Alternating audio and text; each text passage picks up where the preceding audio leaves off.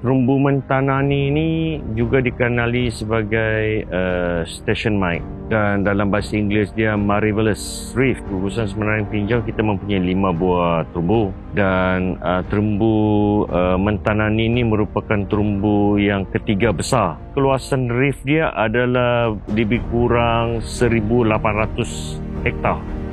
Manakala kalau kita tengok jarak terumbu Mentanani ini pergi ke berjarak daripada Kota Kinabalu lebih kurang 400 km. Manakala jarak daripada terumbu Mentanani ke layang-layang mengambil masa lebih kurang 4 hingga 5 jam dengan menggunakan bot yang berkelajuan 10 knot.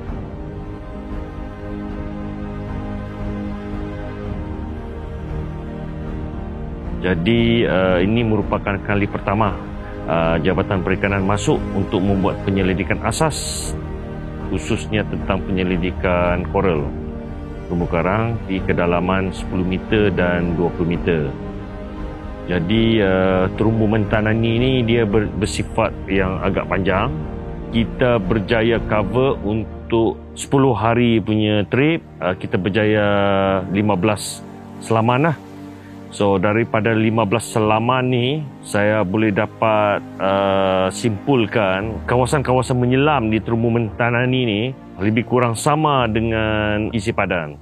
Kehadiran ikan-ikan seperti bumphead parrotfish, ikan shark, white tip, eagle ray, hard corals pun daripada kedalaman 30 meter pun masih kita boleh temui. Especially terutamanya coral acropora, jenis acropora.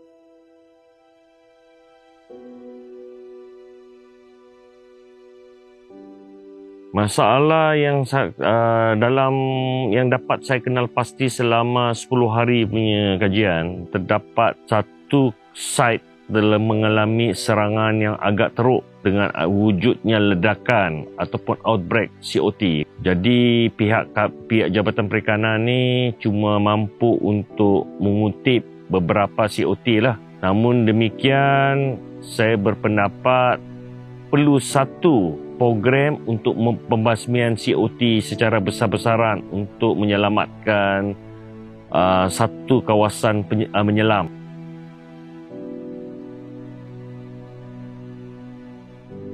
Saya berpendapat bahawa terumbu Mentanani ni, baik pulau-pulau yang ada di sekitar kawasan ni, adalah satu khazanah negara yang sangat penting, yang sangat mahal untuk kita jaga, untuk kita pelihara. Sebab kalau ikut daripada pengalaman saya, bukan sekadar kita dalam merodaan tugas sebagai tentera laut yang menjaga kawasan perairan di sini, tapi untuk saya yang pernah menyelam di kawasan ni, kita lihat hasil-hasil laut dan apa yang ada di dasarnya adalah satu yang tak dapat di tempat lain. Jadi satu pengalaman yang mahal yang mana kita perlu jaga untuk apa? Untuk ekonomi kita juga. Kita boleh menarik amal pelancong datang ke Malaysia yang perlu kita pelihara untuk generasi-generasi yang akan datang. Dan juga dari sudut pembelajaran pun untuk generasi-generasi yang buat kajian tentang marine pun bagus untuk mereka. So usaha sama antara Tentera Laut Diraja Malaysia dan juga dengan perikanan, dengan agensi lain amat perlu diwujudkan dan perlu diperkukuhkan dalam usaha untuk kita mengekalkan khazanah yang ada di Malaysia ni.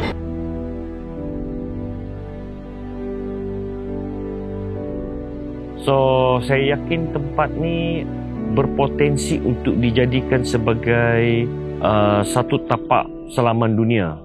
Kalau pihak kerajaan hendak mengangkat kawasan ini sebagai World Heritage seperti mana Tubatahar Reef di Philippines, saya yakin kawasan ini sesuai untuk dijadikan sebagai World Heritage untuk marine.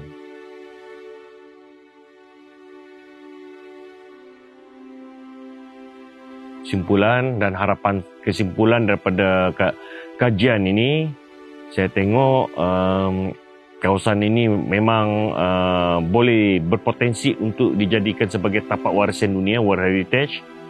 Kedua, kalau tapak warisan dunia ni pun kita tak dapat capai, bolehlah diwartakan sebagai taman marine ataupun marine park.